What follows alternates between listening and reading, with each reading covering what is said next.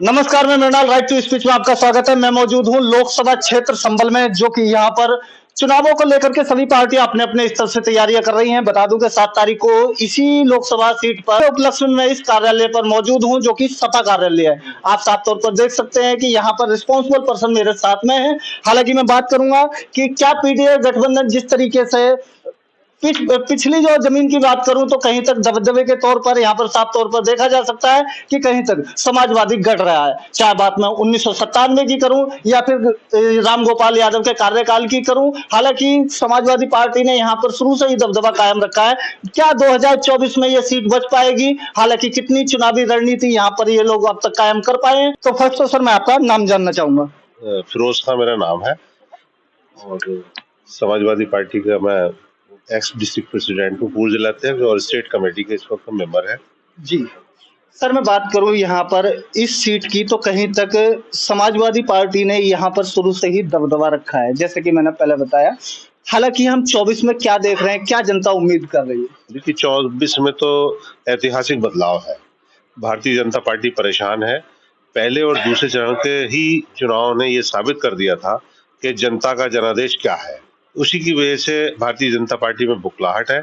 उसकी नजीर ये देखने को मिल रही है कि समाजवादी पार्टी के हर कार्यकर्ता को, एक को छोड़ के एक को रेड कार्ड इशू किया जा रहा है, डराया धमकाया जा रहा है। 3 दिन तक तो घर पे नहीं रहोगे, जब तक वोटिंग ना हो जाए घर नहीं लौटोगे। अरे भाई, घर नहीं लौटोगे।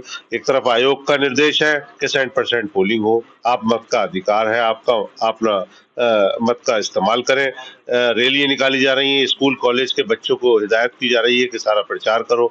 लाखों करोड़ों रुपए खर्च हो रहा है, उसके बाद में ये क्या हो रहा है? सर मैं रेड कार्ड की बात करूं, जैसे कि आपने जो आरोप लगाया, रेड कार्ड मैंने भी पढ़ा है। उसमें डायरेक्ट लिखा हुआ कि मतदान के बाद तुरंत आपको घर वापसी होना है। ऐसी क्या खता करके आ रहा है जो घर वापस आएगा? वो अपने मत का इस्तेमाल कर रहा है। जो 5 साल जो बाबा साहब उसे अख्तियार दे गए हैं, जो हमारा संविधान है, जो एक बदलाव की एक नीति है 5 साल के अंदर, तो उससे भयभीत होकर भागेगा वो पोलिंग स्टेशन से वोट डाल के। वोट डालने के बाद में वो अपने लोगों के वोट डलवाएगा, अपने परिवार को भी लेके जाएगा। कोई बुजुर्ग है, कोई ऐसा है, उसको भी अपने घर वाले को वोट डलवाने के लिए लेके जाएगा, जिसका उसको अधिकार है। तो उसको डराया धमकाया क्यों जाएगा? वोट डाल के तू घर जाएगा। मैं अंतर पूछूंगा, कितने अंतर से जीत रहे हो? अनुमान तो यह है कि हम लोग तो जब भी जीते संभल से, माननीय नेताजी हो, जैसे आपने बताया, माननीय प्रोफेसर साहब हो, बराबर की सीट से धर्मेंद्र यादव जी लड़े थे, आज आदित्य जी हैं, तो हम लोग तो संभल की जनता लाखों से जिताती है समाज में। लाखों कार्यकर्ताओं में जिन लोगों को नोटिस पकड़ाया जा रहा है, रेड कार्ड दिया जा रहा है, उन्हों को हटा करके क्या आपके पास में सटीक कार्यकर्ता नहीं है जो कि जवाबदेही या फिर कहीं तक समर्थित जो लीडरशिप है उसको जो जी कार्यशैली को कहीं तक प्रभावित करें और अपने वोटरों को लाने का काम करें? हमारा हर कार्यकर्ता, हमारा हर वोटर जो है वो अपने आप में खुद एजेंट है। तो आपको चिंता क्यों? हालांकि चुनाव आयोग ने जो कार्ड जो आपको पकड़ाया है वो मैंने भी पढ़ा, उसमें डायरेक्ट ये लिखा हुआ है कि कहीं तक ये समर्थित पार्टी को कहीं तक जिताने के लिए दबाव, प्रेशराइज, बहुत सारी चीजें हैं जो उसमें मेंशन की गई हैं कि कुछ ऐसी एक्टिविटी देखी गई है। समाजवादी वाले चिंता कब करते हैं? मैंने तो प्रतिद्वंदा की बात करी कि भारतीय जनता पार्टी वाले को रेड कार्ड क्यों नहीं दिया गया, कि समाजवादी वाले में सारी खूबियां। बीजेपी वालों को नहीं दिया गया? हमारे सामने तो एक भी नहीं आया और हमने शिकायत दर्ज कराई है डीएमएसपी से और पर्यवेक्षक महोदय से भी हम मिले थे। क्या ये बात आप नहीं रख पाए कि कहीं तक अन्य पार्टियों को क्यों नहीं? नहीं, हमने कहा तो जी कि समाजवादी पार्टी वालों में ही ऐसी क्या आपने वो देखी है क्वालिटी के साथ उनको रेड कार्ड दे दिया गया, या उनसे ही इतना आपको अंदेशा है? हम तो वैसे ही लाखों से जीत रहे हैं, तो हम डरेंगे क्यों? हमारा एक कार्यकर्ता एजेंट के रूप में, वोटर के रूप में काम करेगा, क्योंकि उसको खुद लगाव है समाजवादी पार्टी से। और इस सरकार को बदलने की जो उमंग है लोगों में, नौजवान में खासतौर से, जो 18 साल के होकर इस बार वोटर बने हैं, उसमें अलग ही उमंग है अपने से, और दिल्ली का रास्ता वो बना चुके। जियाउल रहमान की बात करूं, विधायक हैं। दूसरी बात, एक रिस्पॉन्सिबल पर्सन के ऊपर एफआईआर दर्ज होना एक बहुत बड़ा विषय है। क्या कहेंगे कि किस, यानी कि इस तरीके से शहादत के नाम पर वोट मांगना, क्या ये चुनाव आयोग की तरफ से लीगल एक्शन था?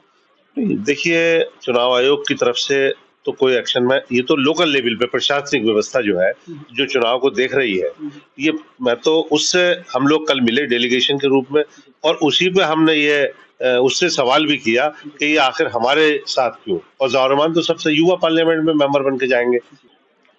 जी, अब विस्तार दीजिए। भाई, जो शिकायतें की हैं हमने, तो ये शिकायतें हमारी जायज थी। और डॉक्टर शफीकुर रहमान बख्श तो ऐसी शख्सियत है जिनको प्रदेश और देश में नहीं, लोग इंटरनेशनल लेवल पे जाना जाते थे। दामन पे कोई दाग नहीं था। इसीलिए जनता जो उत्साहित होकर के वो हमारे बीच में नहीं है, लेकिन वो उनकी यादें और उनके काम और उनकी क्षमता एक जावरमान के रूप में लोग देख रहे हैं और यहाँ से लाखों में जिता के इसलिए भेजे। कहीं तक बीजेपी जिस तरीके से जो राजनीति करी है, धर्म की राजनीति, और वहीं तक वो कह रहे हैं किसानों की आय, वहीं पर अग्निवीर जैसे बहुत सारे मुद्दे हैं कि कहीं तक कांग्रेस लगातार आए दिन उन्हें घेरते हुए साफ तौर पर देखी जा सकती है। क्या आप क्षेत्र को क्या दे पाएंगे आने वाले कल में, क्या उम्मीद? देखिए, पिछले 2 चुनाव में भारतीय जनता पार्टी के पास में राजनीति ही बांटने की थी, जब तक लोग समझ नहीं पाए थे, नौजवान नहीं समझ पाया था, किसान इस आस में था कि कुछ मिलेगा मिलेगा, लेकिन एक बार, 2 बार, तीसरी बार बेवकूफ बनाना बड़ा मुश्किल काम है, बहुत मुश्किल काम है।